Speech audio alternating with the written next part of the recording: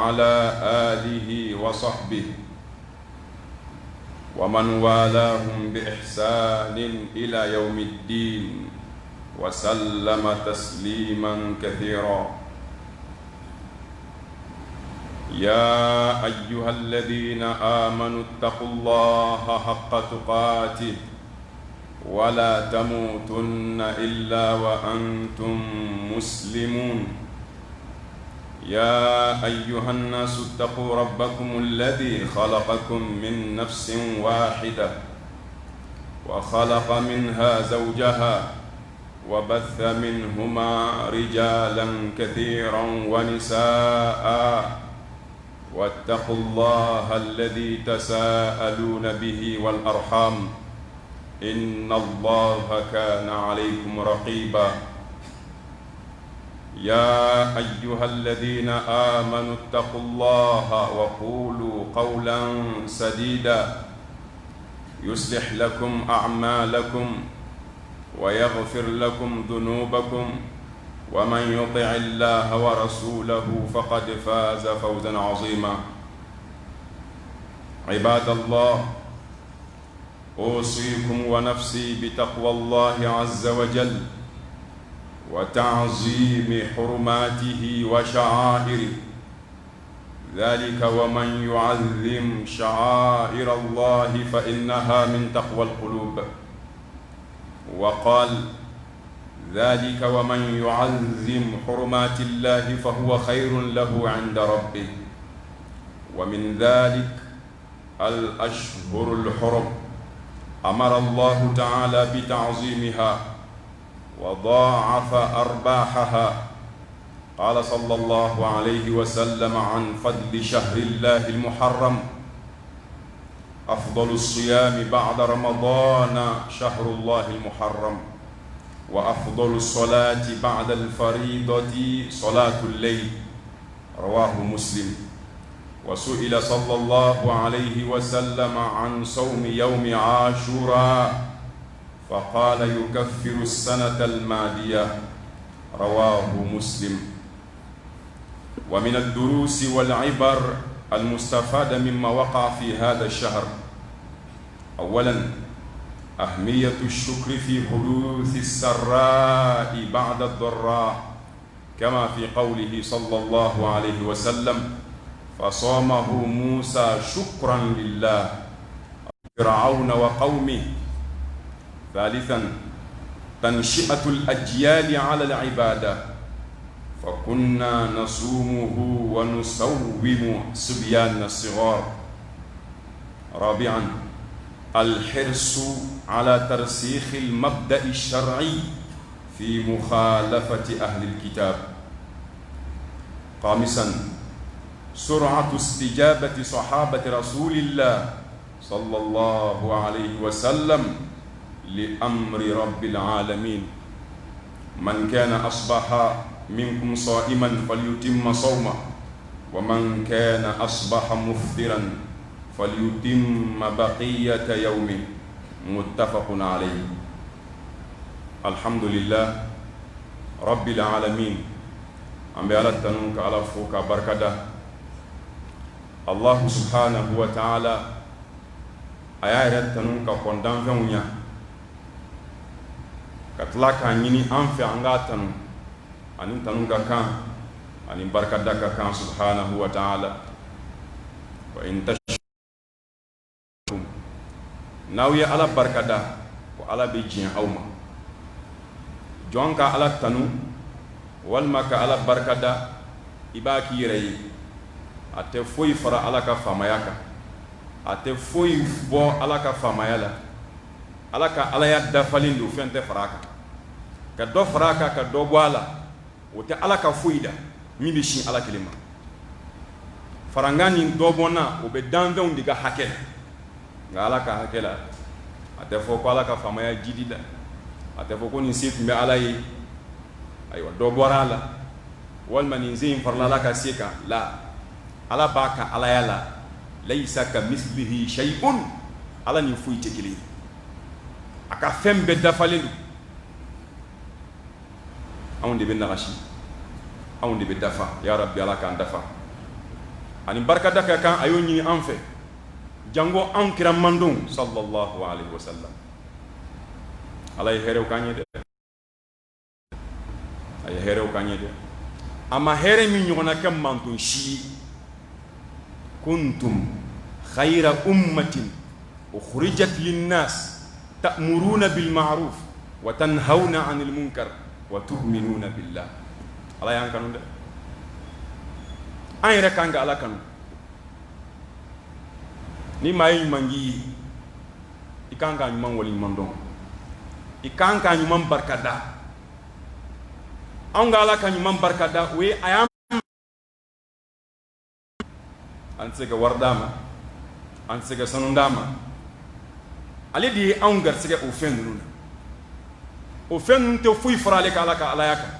ale ala mako foyi t'o fɛn ninnu na, nka a b'anw de mako ɲɛ ɲɛnamaya kɔnɔ yan. fɛn min bɛ anw mako ɲɛ ɲɛnamaya kɔnɔ yan o tɛ foyi ɲɛ ala ye. komi a ye mɛlɛkɛw tanu, tɛ dumuni kɛ, tɛ ji min. ala kira kumana mɛlɛkɛw ka hakɛ la sallallahu alaihi wasallam, tɛ dumuni kɛ, o tɛ ji min, o tɛ muso furu, foyi. ala y'u dan min kama o ye bato damadi, o tɛ ala kuta. la ya'suna allaha ma amarahum wa yaf'aluna ma yu'marun. al umma al muhammadiya, ala kira mandon sallallahu alaihi wasallam, mandon laban don. manton caman kɔnna anw ɲa, nka ala kira ka kuma na sallallahu alaihi wasallam anw de ka fisa o manton bɛɛ ye, k'a sɔrɔ o manton ninnu fanba ye si min sɔrɔ anw m'o sɔrɔ. a'maru ummati ma bayna 60 ila 70 wa aqalluhum man yajuzu zalik. ne manton la si janbatigi san 60 san 70 min bɛ tɛmɛ o la o mɔgɔ man ca. ala kira y'o fɔ an ye sallallahu alaihi wasallam, wa an bɛ ɲɛm'o la. an si man ca, an farikolo lafulen don, an ka dɔnni kɔnɔ ma dun, se t'an ye, fanga t'an na, nka ala ye fɛn dɔ di an ma min bɛ se k'a to an bɛ manton tɛmɛnenw dan. o ye donba minnu filɛ an bolo nin, a ye donba dɔw d'an ma, a ma donba min ɲɔgɔnna di manton si ma. yawmul jumaa, jumadon y'o dɔ ye, o ma di kira si ma ka kɔn ala kira ɲa sallallahu alaihi wasallam. hali ala ye donba di kira minnu n'a ka maaw ma, ala ye anw ta in fisaya ni o ye. ka bɔ juma ka taa juma wɛrɛ, khataw minnu b'i sɔrɔ u ni ɲɔgɔn cɛ, n'i ye nin juma in seli, juma wɛrɛ i b'o kɛnɛ kan, o juma kɛnɛ kan in o b'i ka kunɲɔgɔn jurumu bɛɛ yafa ni kabaira tɛ. ala kira ko ten alayhi salatu wasalam. a ma kɛ manton si ye, ni ala kira manton tɛ. o de kama ko ala b'an fɛ, wallahi ala b'an fɛ. a ye kalo dɔw fisaya ni kalo dɔ ye. sunkalo b'o la, an filɛ hɔrɔma kalo minnu kɔnɔ olu b'o la.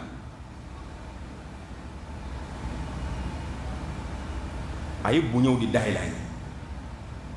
sunkalo banna, an ye cɛsiri minnu k'o kɔnɔ an b'a ɲini ala fɛ ala k'a minɛ an ye. o sunkalo bannen kɔfɛ kalo kelen, kalo filanan an bɛna don hɔrɔma dɔ kɔnɔ. silamɛ ka bato man ka kɔtigɛ. wa'budu rabbaka hatta ya'tiyaka al-yaqin. silamɛ bɛ ala bato fo saya bɛ s'i ma don min na. sunkalo banna dɔrɔn a ye sunkalo bilasira.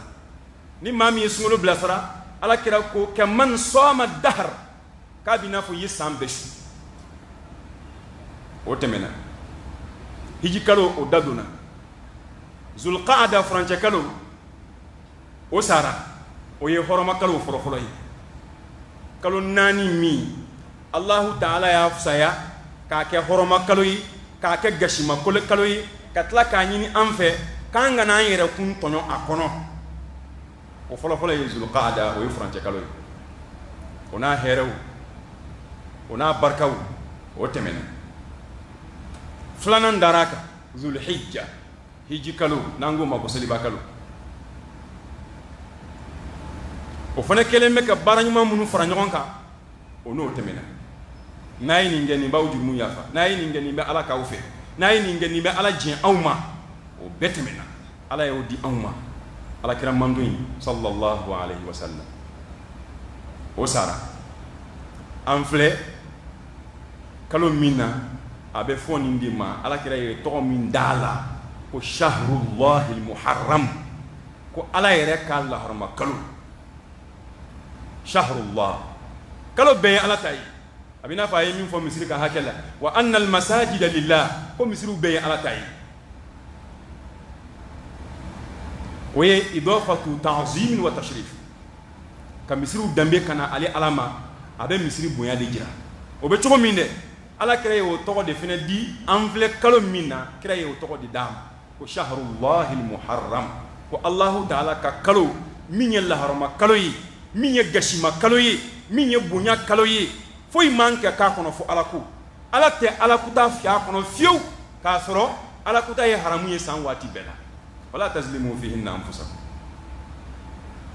nin y'a sabanan ye kuma bɛ nin de kan a naaninan kira ko ma ko rajaba mudor ko mudor kaw ka rajaba ale bɛ ɲɛfɛ ala k'an si jɔ k'a kɔnɔ an filɛ nin min na hɔrɔmakalo ye naani ye an filɛ k'olu fɔ sisan o hɔrɔmakalo naani na Allahu subhanahu wa ta'ala a ye nin fɛnɛ sugandi dɛ ala kira ye kuma caman de fɔ nin kalo in kunkan kibaru la an kana to a ka tɛmɛ an kan ten an kana to kalo in ka tɛmɛ an kan k'a sɔrɔ ala ma yafa an ma ala ka hinɛ bonda minnu bɛ dayɛlɛ kalo in kɔnɔ an kana sɔn olu ka tɛmɛ an kan k'a sɔrɔ an ma fɛn sɔrɔ a la inna li rabbikum fi dahrikum nafahat fata'arradu laha la'alla Allah an yusibakum minha nafhatun fala tashqawna ba'daha abada ala kira ko te sallallahu alaihi wasallam hadisu be tabarani kono ko wati dɔw de be ala bolo ala b'a ka hinɛ bonda dayɛlɛ o waatiw kɔnɔ ala b'a ka barika bonda dayɛlɛ o waatiw kɔnɔ ala b'a ka jurumu yafa bonda dayɛlɛ o waatiw kɔnɔ nafahatun rabbaniya fɛn min bɛ an nafa an ka diɲɛ kɔnɔ fɛn min bɛ an nafa an ka lahara kɔnɔ ko ala b'o bonda dayɛlɛ o waatiw la k'o di an ma ala kɛra manto in de ko don sallallahu alaihi wasallam ko ni ala y'a bonda dayɛlɛ an kana to kɔ dɛ fata'arradu laha a y'a ɲini a y'aw yɛrɛ jira a la hinɛ filɛ a ye nata na to so dɛ nata kɔrɔ ye di baara ɲuman minnu ɲinina i fɛ a kɔnɔ k'i cɛsiri olu la a fɔra i ka ala ka dan minnu bonya i k'olu bonya kana sɔn ka ala kota a kɔnɔ fiyewu kalo o kalo ni ala ye gasi d'a kan n'i y'a gasi tiɲɛ n'i y'a tana tiɲɛ a kungo fana ka bon dɛ a kɔlɔlɔ ka bon ni kalo tɔw ye o hinɛ bonda minnu bɛ dayɛlɛ an ye san waatiw kɔnɔ ala kira ko n'an bɔra kana dɔw ɲini kana jɔ a kɛnɛ kan a fɔra an ye cogo min k'a kɛ ten ko a dɔ la ala bɛna hinɛ kelen di an ma ka bɔ ale ala ka o hinɛ camanba ninnu na ni ala y'o hinɛ kelen di an ma ko ni maa min y'o sɔrɔ i tɛ kunangoya kɔfɛ bilen fala yastashqawna ba'daha abada wa fi riwaya fala yashqa ba'daha abada n'i y'a hinɛ sɔrɔ i tɛ kunangoya kɔfɛ an kana sɔn a ka tɛmɛ an kan dɛ an filɛ a waati dɔ la hɔrɔmakalo nin ye a sabanan ye dadali la ɲɔgɔn kan ka na i n'a fɔ ala kira y'a fɔ cogoya min na sallallahu alaihi wasallam an filɛ kalo min na shahrullahi muharram ala ka lahɔrɔmakalo don ale de ye hijira kalo i b'a faamu ni silamɛya san kalo fɔlɔfɔlɔ ye wa alhamdulillah an filɛ nin ye bi jamana in Mali ka yeli la an filɛ a juma fɔlɔ de la bi y'a tile fɔlɔ ye ayiwa bi y'a juma fɔlɔ ye san yɛlɛma don fɔlɔ silamɛya ka jate la o ye bi shahrullahul muharram o lahɔrɔmakalo bonyaw caman b'a la kumaw caman bɛ a kun kan nka kuma minnu kɛ kɛnɛ ni dalilu kɛnɛmaw b'u la an b'an wasa don o la minnu man kɛnɛ an b'o to yen kira ye kuma kɛnɛma minnu fɔ an ye o b'an bali kuma lafulenw ma ma yantiqu anil hawa in huwa illa wahyun yuha a ye kuma kɛnɛma minnu fɔ ay kuma barka ma munun fo anga wasa dola kana foi faraka kada ka ala kira de dan mando in dan de ala kira yi nan sila kira ma ambi dan di qul in kuntum tuhibbuna Allah fattabi'uni nanyo ke yuhibbukum Allah wa yaghfir lakum dhunubakum wa man yuti Allah wa rasulahu faqad faza fawzan 'azima utma Allah subhanahu wa ta'ala ay kira ke anga ladili ke juro manyi akwama kira de be ko kuma info ala de kuma indu ada qul in kuntum tuhibbuna Allah kunna asraka bi ala fi fattabi'uni aytuni muhammadu sallallahu alaihi wasallam no kira yuhibbukum Allah ala bawkan wa yaghfir lakum dhunubakum ala bi ya fawqa jurmum bema ni ala yikanu kaya fo ga jurmuma ay fembe kiye wallahu raufum bil ibad ala di makarim masay aka jong adaka ni ala yikanu fo ita ko fe hineko ni ala yikanu fo ita ko fe jurmu ya fako otma kira e kuma kenema munum fo ni ngaloyina ani Allah ta'ala e kuma munum fo anyi min kalo nunun kunga ani horma nunun kunga insha Allah amban wasadola afolo Allah ta'ala ko amma ko na kono wa man dhalika wa man yu'azzim sha'air Allah ala ka dine jiralaw ala ye femunun ka dine tamanshiyun koni mogo min ye o femunun bonya fa innaha o bonya imbayira ka fo min taqwal qulub o be bod sugunga ala nyesranya dila atila maka ala nyesranya atila maka ala danaya atila maka islamiya centigiya ko ala ka yoro baw bonyali ani ala ka don baw bonyani ani ala ka kalo baw bonyani ka bo de jira ala nyesranya ambe be ko do mi ga ko ala ka damal koni mami nya ala ka horoma bonya ko bayira ka fo ka atila mo sugunde bisra ala nya ya rabbi ala ka faraw jonga ala ko tuguni amma ko na kono ako dhalika wa man yu'azzim hurumatillah woni ndo yimbe ka suru nyona woni mo mi Allah ta'ala ka horoma bunya ala ye gashida ko mununga ala ye bunya da ko mununga ni mo mi o fen nun bunya fa huwa khairun lahu ko o bunya e ma hereye inda rabbih imayro ni ya bunya yire annafa na here foite si alama alama ko ta foila funa kera ala kwa kei sonama wode kadi alai ni blala yake abana ngani banaka ke de ba kololo ide ni banaka ke tumado a here beta kito barani mambate sina ala yi dumba kiringire munundi amma nolu fene temena anka adama dinta sawati don وما تدري نفس ماذا تكسب غدا نشي تادو بمينغ شيني وما تدري نفس بأي أرض تموت نشي تادو بسا جيرو منا سابي تشون أنكان واتي بي هذا ما دين باللافو واتي بي هذا ما دين بيشين واتي بي جانوان فلت لمنا فتنة وچارا ني فتنة چارا أبكم بني ميني وي على كودي ما ني فتنة چارا إبي چسري منا وي على كودي na be kunja ka so mbala no fe na be kunje non shibe ban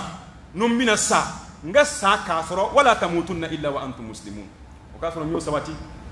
o ka so nyo centigiya wa illa ni sa yi so efle la halaya mi ngono ere ka lage don baldo kalandi don na kana nyiniga ani kalandi nyimbe nyondo o kwama ko ne ba fe ka don neni ala chebe choti yala ala be ne fewa ramugo kwama ko ere ki yere kumfle no ya fro ibe ala fe ala bi kele aflana ibe ka bara munu ngesa ifle la halaya mi ngononi ala geni toni la halaya ka no afro ka diye sa o ka ala bi fe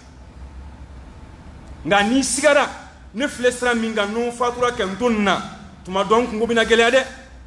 no sigana nali la dron o koro yibeke minke o may ala kira e beke ire karamodi tuma do ko bina nyami ma ire bi bisugu nyinga ni bisugu blamina akachala limaniya ko fe ala danaya ko fe ala kanun ko fe cien nyinni ko fe i b'a sɔrɔ o de ye sababu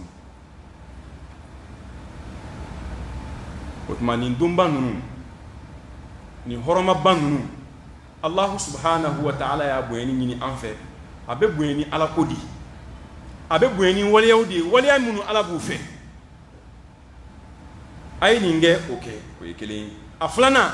Ala ko a ye nin dabila i k'i mabɔ o la o fana ye Ala bonyani dɔ di nin kɛ i y'o kɛ nin dabila i y'a dabila o fila de ye Alabato ye al-amru wa nahi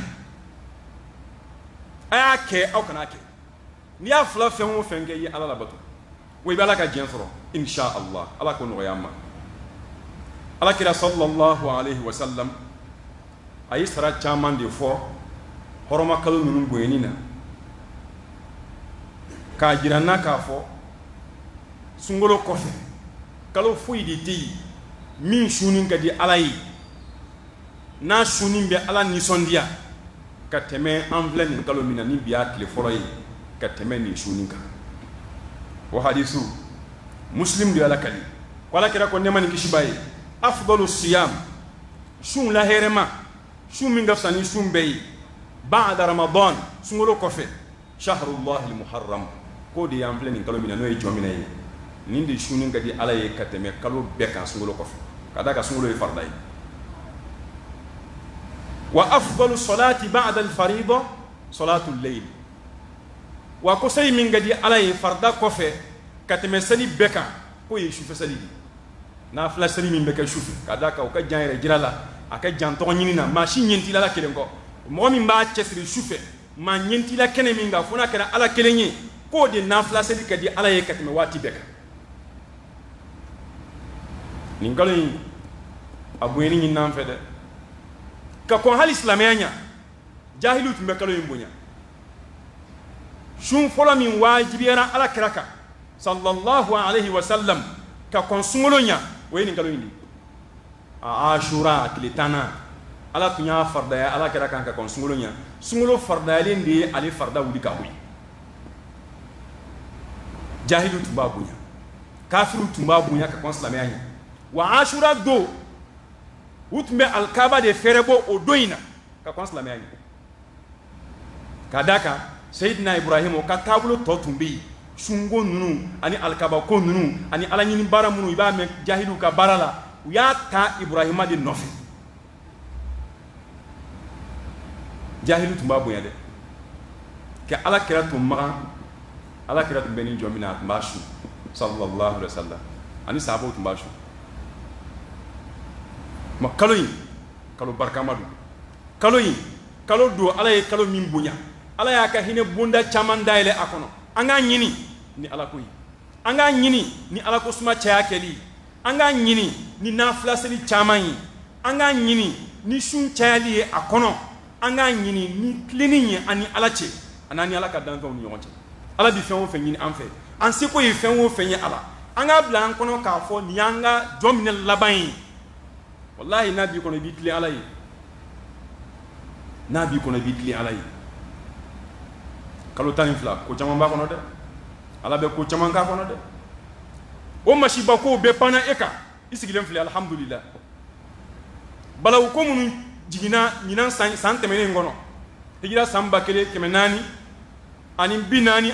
o banna san 1442 bi o tile fɔlɔ ye balawu ko minnu jiginna 41 kɔnɔ o balawu ko bɛɛ panna e kan banajuguw nana kɛ diɲɛ ɲaami Ala ye e kisi ka bɔ a ma i sigilen filɛ i balima caman sara dɛ caman su donna dɛ e yɛrɛ yela i filan caman ka janaja kɛnɛ kan dɛ nka e sigilen filɛ i kisilen sigilen filɛ i dafalen sigilen filɛ a min ye olu sɔrɔ o bɛ se k'e ɲɔgɔn e yɛrɛ sɔrɔ dɛ c'est maa si t'i ta waati dɔn mumini Ala bɛ mumini jidi ni sijan de mumini ka sijan sɔrɔ o ye jidi de ye ka bɔ Ala yɔrɔ kisa y'an delila k'a fɔ yan Ala kira de ye kuma in lakali sallallahu alayhi wa sallam sahaba fila bɛɛ silamɛyara don kelen kelen fagara jihadi kɛnɛ kan tɔ kelen dɔ o ye san kelen balo a balimakɛ shahidu su in kɔfɛ sahaba ke do no mayina Talha ibn Ubaydillah ale de yaye sugula mo ko tamunu fara ku be do aljina kono ale bola Talha ale de u fly sugula mi fagara jihadi kenaka ani abalma ke to kele mi sangele mbalo akofe a fatura ale yaye min laban fatura ka dilan sanfɛ o donna aljina kono ka kon shahidu sunya dugu jeli ama famu a willa ki nyishi ala kirama wala kirama ni famu de an ga donina shahidu su o de be su be sanfɛ nga munna min fatura ka dilan sanfɛ o donna shahidu sunya aljina kono ala kira ko kay sangele sali min ka ko fe de ko di abla nya aljina kono aye sangelen shu min ga ko akofe ya o di abla abalma ke shahidu shu nya aljina kono ja doka fatu ere nye jolembe ala doka fatu ki toyi o ye avertissement di ka nyeshi ema o ye ala ka here ba do di aye here ba mi nyeshi ima o ko yi ki leben min dalen fle ni chesi bi se ka da o yi ki leben nin talen fle tuya mi ne ere bi se ka tatande iki sigina yitu mabe munin be jidi khairukum man tala umruhu wa hasuna amalu wa sharrukum man tala umruhu wa sa'a amalu awla herema mi shi jansoro aka baranyana o ko gadi ala ede ka shi jansoro ala ko kono kini shije halibi be ala nofe kini shije halibi fema boyka ala kola mashiba ko nana imam me fem boyka ala kola toro ko nana imam fem boyka ala kola a don ko ala bi fe do farika ala kanunka do farika limaniya ka kira mandoyi ala ye here munun bunda daile anyi dantala de ayni ngena ke ne ala bi ya fa awma ayni ndabla na ya dabla mi ya fa awma hali ala kuta ni ya dabla ala bi ya fa ima ala kuta ya ngani ya ta katla ka bla o ye barajidi ala batu ya ngani ya ta yake baraji tambedima nga ko jugu do yitu mina ke ya to ala jati kama itu mina ke nga ya dabla ala jati kama mama do ina che foyi baraji bo fela baraji keleme di mal ni yelema baraji ni nyeshim baraji kini nyam fam baraji ko ni ko fle baraji ato e jumay en tant que sir wati bekata de adama di ni ala yi donkoro jirila ay here ki yede a dongura barkada a barkada a dongura barkada ni ala kan nema barkada ala bi jidi ya rabbi ala kan jidi ashura o min benin kalo ngono no ye jomina le tan ala kira ko on nafala sallallahu alayhi wa sallam ako yukaffiru sanata almadiyata ya nyinga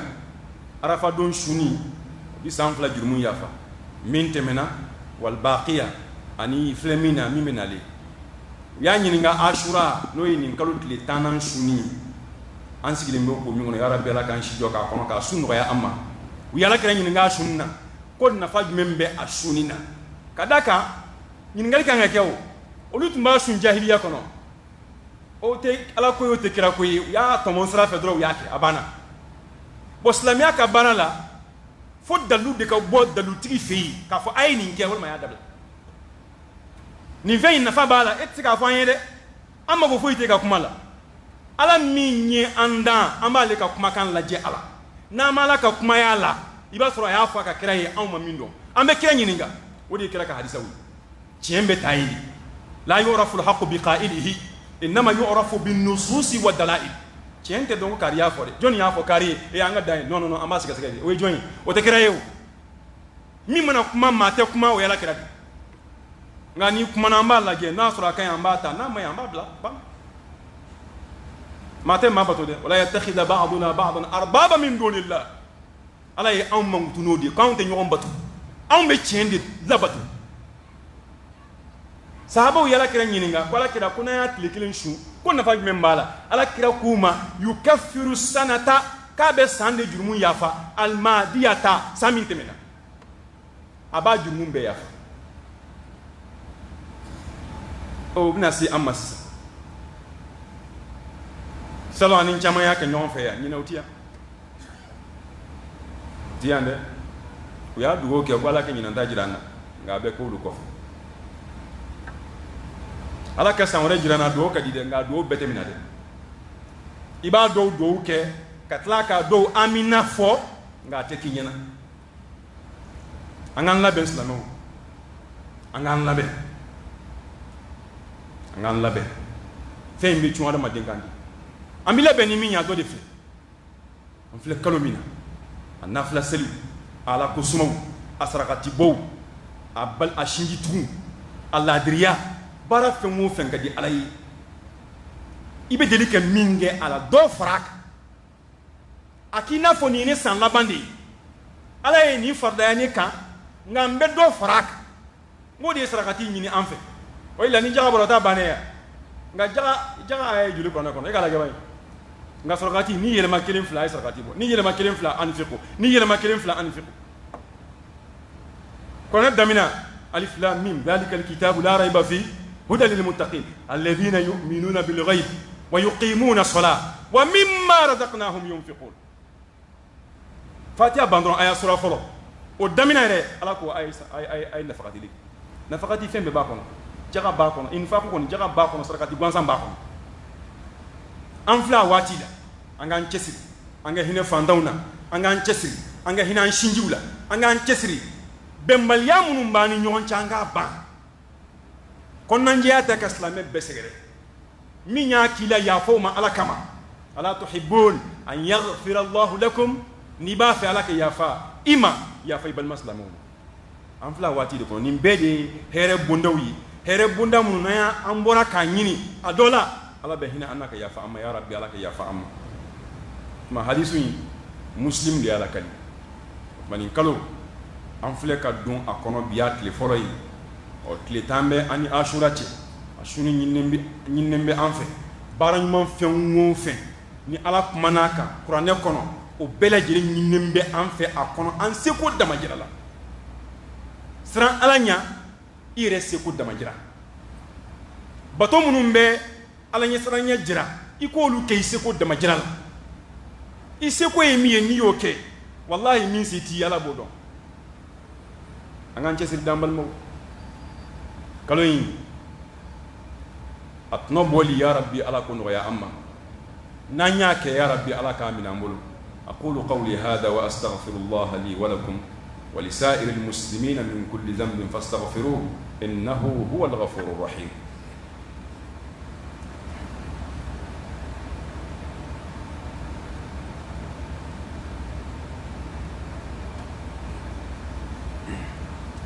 alhamdulillahi wa kafa وصلاة وسلاما على عباده الذين اصطفى أما بعد أمبل مو كلوين نانيا على كراك حديثا وبفر نيونكا كراي حديثا منفون كلوين كونكا أني الله تعالى يكما منفو ني هرما كلوين كونكا نانيا كما وبفر نيونكا فم بلي بلي بدروبي أمبي بونوي كرنجر ماني كلوين كونكا أفلا الفرح بنصر الله للمؤمنين kan ni sondiya ni ala ka deme ni ala ye mu'minin deme ibe nyakar nay ni ala ye mu'minin deme ibe kontan nay o nyakar ni o kontan o de ala barka day kan ni sondiya ko ala ye here kenyi o ye ala bato dodi wa kan ni sondiya ko ala ye toro semma ka sabali akoro o fene ala bato dodi o ni sondiya be ke kadamunga Nabi lay Musa alayhi salam ale de ci la Firawna ma aya wele dugola ka wele kena ka mason amanya mingo ala ye Firawna halaki anaka mabe ka beto jida ka Musa nano fe mabe kishi o kera ka bembi ni kalo ni ashura tili tandima o de kama ala kira kele ke yahudiyaw nyininga ala kawbe nin kalo shunka damunga ko amako yawmun salih ko do nyumandu do heremado dondo ala e Musa kishi anaka maw kabo Firawna naka jamakulu torom otuma ko Musa ye adon shunka ala barkada wa an yɛrɛ b'a don sun ka ala barika da Musa y'a sun Musa kɔni tɛ yen an fana b'a sun ka tugu Musa kɔ k'a da ka don hɛrɛma don don barikama don ala ye hɛrɛ kɛ anw yahudiyaw ye a kɔnɔ anw b'a jira ala la k'a fɔ ala i ni ce i ye hɛrɛ min kɛ an y'a bɛn an ma nka an b'a kɛ ni waleya ye o de ye sun ye o fɔlen ala kira k'u ma sallallahu alaihi wa sallam nahnu ahaqqu wa awla bi Musa minkum ne kira ani mandon anw de ni Musa tigiya ka kan ka tɛmɛ aw kan ka da k'aw ye Musa ka sira bɔ ala ko Musa ka gafe kɔnɔ a ye Musa ci minnu ma o tile banna kira min kan ka na o kɔfɛ aw yɛrɛ banna ka tugu o nɔfɛ o kɔrɔ aw tɛ Musa nɔfɛ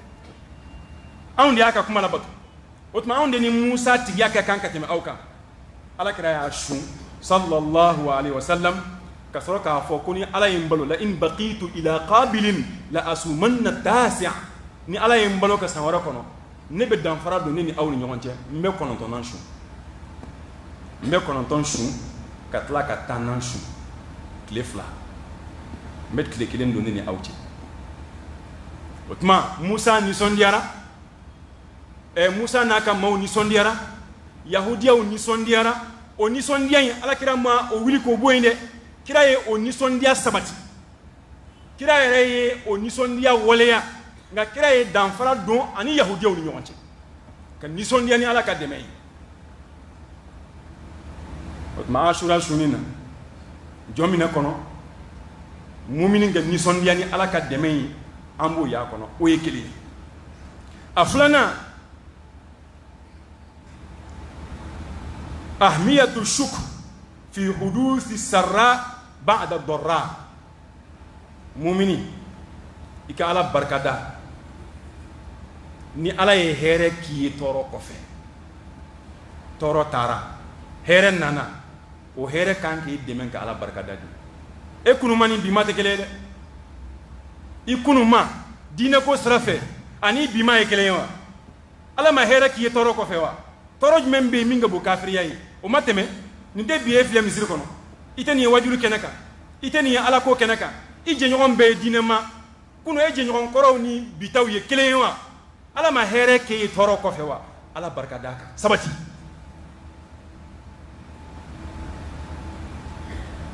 o ye diinɛ ko fanfɛla ye sɔrɔ fanfɛla la kɛ segin dɔɔni san damadɔ ka kɔn ɲinɛ ɲa e tun bɛ cogo la ka dugu la maa t'i dɔn i tɛ maa dɔn maa yɛrɛ mago t'i la ni kumana maa t'i lamɛn wa hali tɛ se ka kuma kɛnɛ dɔw kan nka bi e filɛ ka kuma kɛnɛw kan kɛnɛ min a tun tɛ hakili la fiyewu ko n bɛ kuma nin kɛnɛ kan i tɛ ala barika da wa amma bi ni'mati rabbika fahaddith ala ye nɛɛma min kɛ jɔn ye k'a baro fɔ a baro bɛɛ tɛ da ye koyi ni da don bobow bɛ yen olu tɛ se ka kuma o bobow bɛ yen olu tɛ se ka kuma o ala ka nɛɛma baro fɔ e yɛrɛ k'i yɛrɛ waaju ala fɔlɔ ka sɔrɔ ka nɛɛma kɛ ka ala ɲini ka nɛɛma kɛ ka ala diɲɛ ɲini nabilayi Musa a n'a ka maaw kisilen ka bɔ firawuna tɔɔrɔ ma u m'u jɔ ala ni ce ka d'aw ma dɛ u y'a don sun ka ala fo ka ala barika da ala ye hɛrɛ k'u ye tɔɔrɔ kɔfɛ mani ala ye hɛrɛ kɛ e yɛrɛ ye tɔɔrɔ kɔfɛ i ka ala fo i ka ala barika da wa in tashkuru yardahu lakum ta kafiriya fɛ dɛ wala yarda li ibadihi al-kufr wa in tashkuru yardahu lakum ala tɛ diɲɛ aw ka fitiri waleya ale ala ma nka n'a ye ala barika da a bɛ diɲɛ aw ma e k'a fɔ ala ye nin ci i k'a tile kelen su an bɛ se ala ma foyi nka i ye fɛn dɔ de kɛ min diyara ala ye ala bɛ se k'i yafa e ma o ko in kama an-ni'amu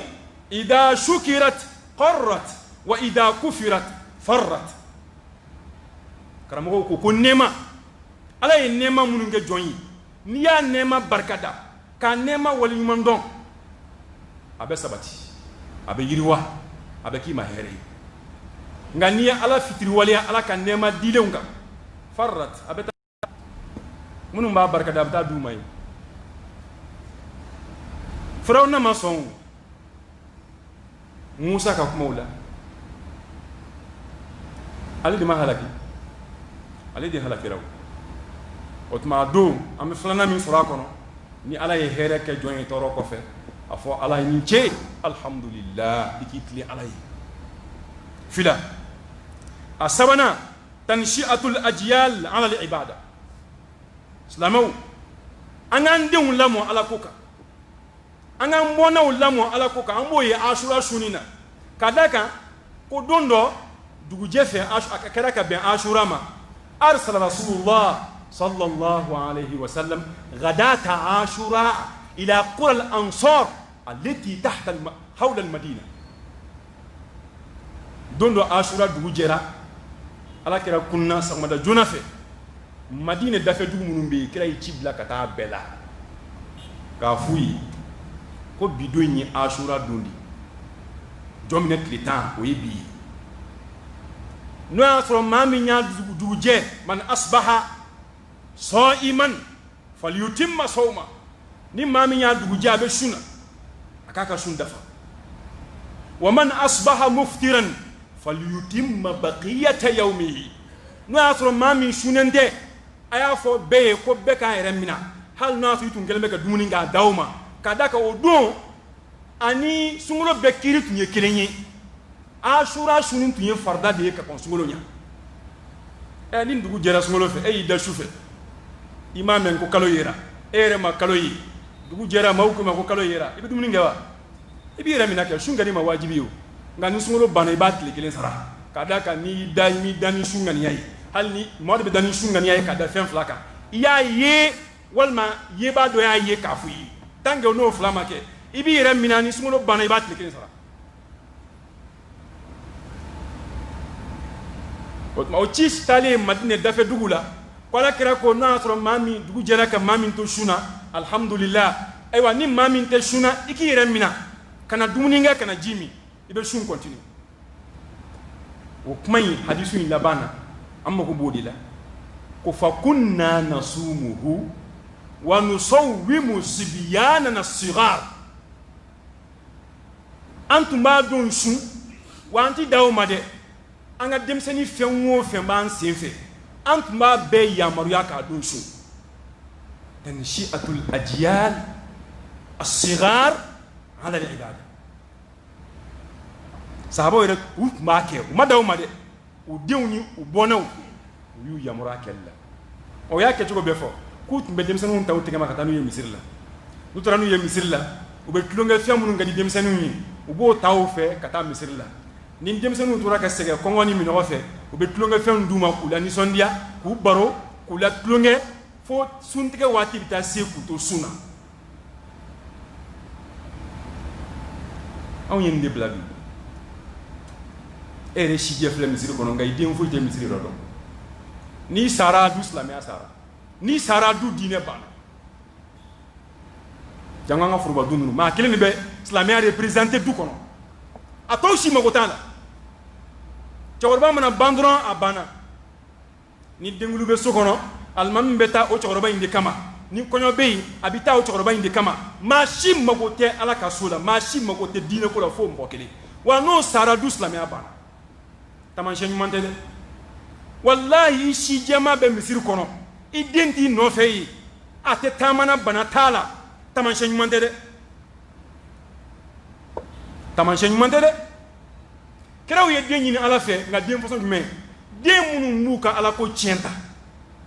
hunalika daa zakariya rabbahu qala rabbi habli min ladunka dhurriyatan a ma jɔn ye dɛ a y'a mankutu tayyibatan ala den di yan o y'a sɔrɔ a kɔrɔla ala bɔnna di yan bɔnna minnu ye bɔnna sanumanw ye a bɛ e ala dɔn a b'i bato a tɛ kafiri ma fan wɛrɛ a ko wa inni khiftu al-mawaliya min wara'i ala ne balima minnu filɛ zakariya de ye kuma in fɔ ala ne balimaw filɛ nin u tɛ ala ko la u tɛ diinɛ ko la n fasolamɔgɔw filɛ u tɛ ala ko la u tɛ diinɛ ko la ne siranna n'o ne tɛ yen don min na ne zakariya ka ala ko jɔnni bɛna tiɲɛ ta n kɔfɛ den tɛ n bolo n balima minnu filɛ al-mawaliya u mago tɛ foyi la wa kanat imra'ati aqira ala muso tɛmɛna den wolo kan ale ye kɔnna ye fahab li min ladunka waliya ala bisi ɲɔgɔn diya ne tɛ yen min bɛ tiɲɛ ta ne tɛ yen min bɛ kɛ n nana bila yen kɔfɛ ala y'o den diya yarisuni wa yarisu min ali yaqub ma ye yarisuni yani yarisu nubuwati wa yarisu nubuwata ali yaqub a bɛ n ka nabiɲumanya tiɲɛ ta a bɛ tila ka yakuba somɔgɔw ka nabiɲumanya tiɲɛ ta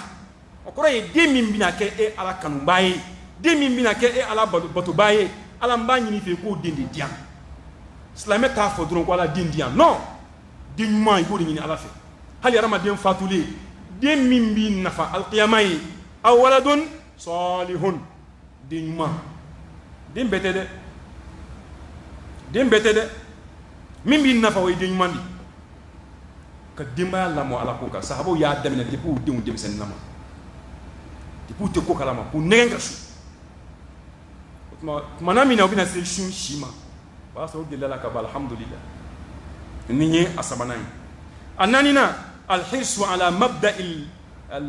mabda'i shar'i fi mukhalafati ahli alkitab ala kira ashura sun na b'a ye a ma sɔn ani yahudiyaw ka bɛn kelen ma a taalen a kɛlen k'a dɔn ko yahudiyaw bɛ taanan de dɔrɔn sun ka d'aw ma a ko la in baqitu ila qabilin la asumanna tasi'a ni ala ye san wɛrɛ jira n na ne bɛ 9 sun ko fara tan kan ka danfara don ne ni aw cɛ silamɛ maa min tɛ silamɛ i kan k'i sen bɔ a sen na ahlul kitab ala kira y'u sen b'u ka fɛn bɛɛ la sallallahu alaihi wasallam u bɛnna fɛn o fɛn ma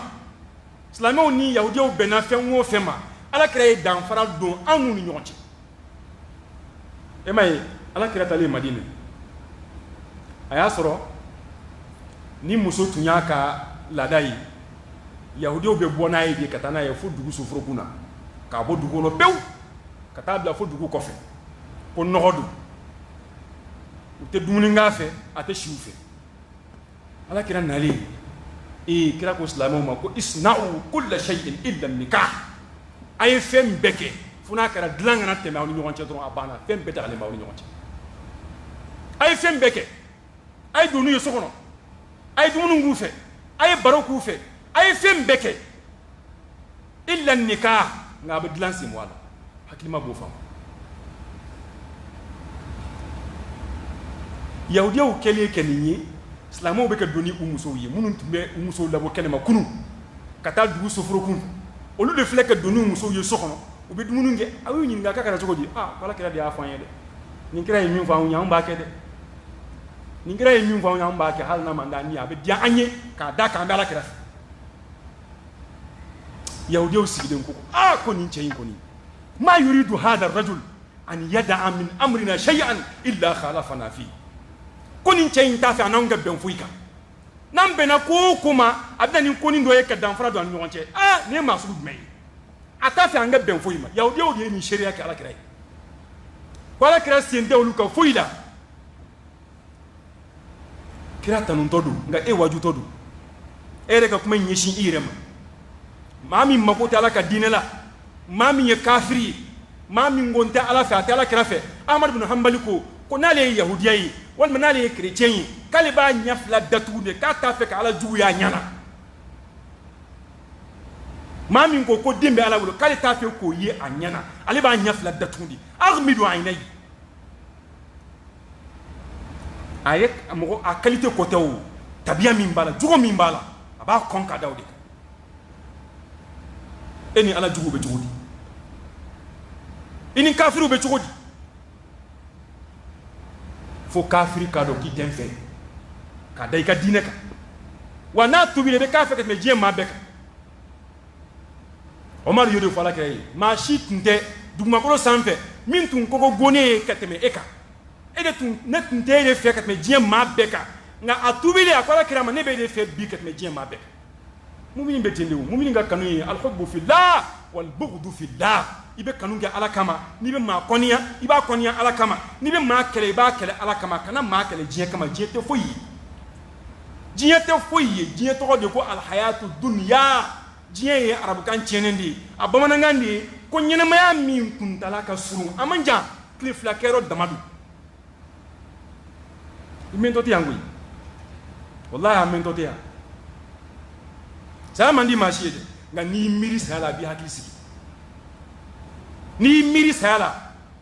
a b'i basigi n'i miiri saya la a bɛ kumaw dɔgɔya o de kama an b'a Aisha radiyallahu anha kuma in bɛ Muwatta Maliki kɔnɔ ko ni safo tun salila maa minnu bɛ gɛrɛnw sigi n'u tɛ gɛrɛn wuli ko Aisha tun bɛ bataki de sɛbɛn ka taa d'u ma ko a b'a f'u ye ko ala turihuna al-kutab mɛlɛkɛ minnu b'aw ka jugumanw sɛbɛn aw t'u lafiya ten sa a y'u lafiya hadamaden bɛ diɲɛ kuma kuma fɔ a b'i n'a fɔ téléphone filɛ a bɛ kɛ ne kan bɛ enregistré a bɛ kɛ kan bɛ enregistré n'u ye kuma fɛn fɛn fɔ a b'a ta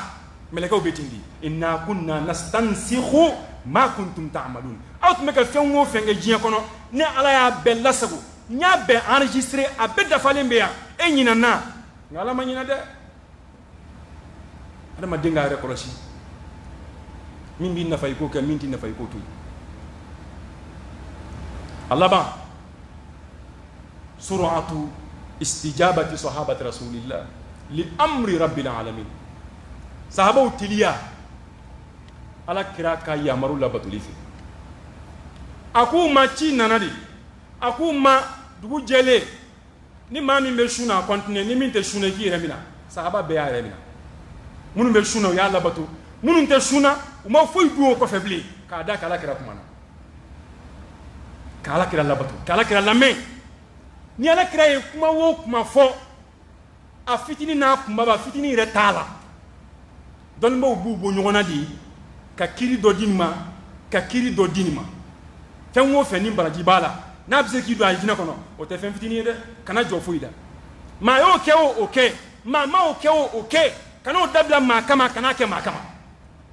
o fila si tɛ hɛrɛ ye n'o ye nin kɛ maaw bɛna fɔ tan n'u y'a dabila maaw bɛna fɔ tan ala ko la kira ka baara kelen na maa t'o bilen hakili la dɛ maaw tɛ yen o maaw tɛ foyi ye i bɛna sa ni maaw de bɛn'i ta ka taa dingɛ sen k'i bila a kɔnɔ anw nana i bɛ yen i bɛ ɲininka min na o tɛ ninnu ye koyi i tɛ ɲininka i fa la ye i tɛ ɲininka i ba la ye i bɛ ɲininka min na man rabbuk wa ma taqulu fi hadha rajul alladhi ursila ilaykum e maa ye jɔn ye cɛ min cira aw ma i bɛ mun fɔ a ka ko la n'i t'a kɔ i tɛ se ka jaabi dɛ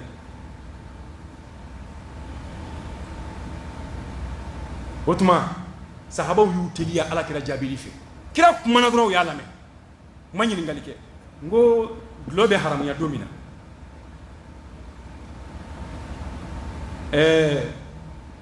Anas ibn Malik de bɛ ka kuma in lakali sahaba wɛrɛw y'a lakali min t'ale ye ko dulɔ haramuya a y'a nalen totalement k'a fɔ ko ala ye dulɔ kɛ haramuya a kana min bilen fo ka taa se alikiyama jɔ dɔw ma a aya jiginnen ko cɛ dɔ de bolila ka na gɛrɛn sahaba gɛrɛn dɔ la o y'a sɔrɔ sahabaw sigilen b'o gɛrɛn na dulɔ tun tɛ haramu ye dɛ jisuma dagalen bɛ an ye cogo min dulɔ tun bɛ ten de jisuma dagalen bɛ anw ye cogo min dɛ dulɔ tun bɛ ten de kunu a tun ma haramuya ɔ ko cɛ dɔ de bolila ka na cɛ in yɛrɛ tɔgɔ ma fɔ ko jan arajulu cɛ dɔ hali u m'a tɔgɔ fɔ cɛ in de nana gɛrɛn in na o y'a sɔrɔ sahaba jamakuluba de bɛ o gɛrɛn na ye u bɛ ka dulɔ min k'o de k'u ma ko ko ne bɔra ala kira fɛ sisan sallallahu alaihi wa sallam ko aya jiginna ala kira kan ka dulɔ haramuya u ma kuma caya koyi Anasu ko dulɔ min b'ale bolo k'ale tun bɛ ka mɔgɔw servi dulɔ la ale ye dulɔ daga in ta ka bɔ n'a ye kɛnɛma k'ale ma cɛ lajɛ ale ma cɛ ɲininka maa si ma cɛ lajɛ maa si ma cɛ ɲininka i y'a bɔ cogo di est-ce que kuma a fɔra cogo di tiɲɛ don a tiɲɛ tɛ yan k'u m'a sɛgɛsɛgɛ dɛ ale sina ka bɔ ni dulɔbara ninnu ye kɛnɛma k'a bɛɛ ci fa haraktuha fi sikakil madina ale ye dulɔ ninnu bɛɛ bɔn madina bɛɛ daw la dulɔ de ji woyora bɛɛ da kan sira bɛɛ kɛra dulɔ ye bɛɛ donn'i ka so kɔnɔ dulɔ min b'i bolo ka bɔ k'a ci k'a da kan ko ala k'o ka haramuyana o tuma n'a haramuyana min b'an bolo an tɛ taa feere yahudiyaw ma bilen dɛ a bɛ se ka taa feere yahudiyaw ma olu bɛ dulɔ min o bɛ se ka taa feere hali kafiriw ma olu bɛ dulɔ min nka u m'a feere maa ma u m'a di maa ma u y'a bɔn de wa an de bɛ ɲini an yɛrɛ fɛ ni kira kumana i k'ala kira lamɛn sami'na wa ata'na ala an y'i lamɛn wa ala an sɔnna o tuma asura su in na nin dakurunya belebeleba 5 an bɛ nin ye ala n'i ye kira ka hadisaw lajɛ sallallahu alaihi wa sallam abe mando in bla minga ueni amba ni ala fe kalo ni here ala ka dama abato kedi a ketu man ya rabbi ala ko no yamma nanye min fene ke ya rabbi ala ka mi nambulu ala ke here o kan jeni lahara ala kan jiru mu yafa ya rabbi ala ka mbulu islamiyaka ala ka fatu limaniyaka ala ka hinanga bamga tawda ala ka yafa kuma ala ku kabru noro ala ku daro smaya ala ka wati bla ayre ala ka ni jien fara tugonya ala ka ni jien fara tugonya ala ka barka do an shiula ala ka barka do anga sorawla ala ka barka do anga dimewla ala ka barka do an bonawla ala ka bonan mandi amma ala yi munun di amma ala ko kay mani de madi munu ma ya rabbi a herema ala ka di anuma jamana ya rabbi ala ka basi ala ka here chaya ala ka andun dakile fe ala ka mbo dakile fe اللهم أعز الإسلام والمسلمين وأذل الشرك والمشركين ودمر أعداء الدين واحمي حوزة المسلمين في مشارق الأرض ومغاربها اللهم إنا نسألك خشيتك في الغيب والشهادة ونسألك كلمة الحق في الغضب والرضا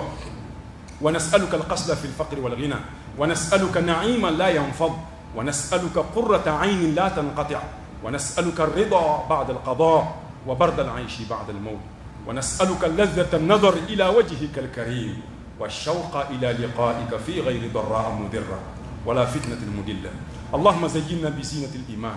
واجعلنا هداة مهتدين اللهم إنا نعوذ بك من جهد البلاء ودرك الشقاء وسوء القضاء وشماتة الأعداء اللهم إنا نعوذ بك من زوال نعمتك وتحول عافيتك وفجاءة نقمتك وجميع سخطك اللهم اغفر لنا خطيئتنا وجهلنا وإسرافنا في أمرنا وما أنت أعلم به منا اللهم اغفر لنا هزلنا وجدنا وخطأنا وعمدنا وكل ذلك عندنا يا أول الأولين ويا آخر الآخرين ويا ذا القوة المتين ويا راحم المساكين ويا أرحم الراحمين اللهم إنا ظلمنا أنفسنا ظلما كثيرا ولا يغفر الذنوب إلا أنت فاغفر لنا مغفرة من عندك وارحمنا إنك أنت الغفور الرحيم اللهم صل وسلم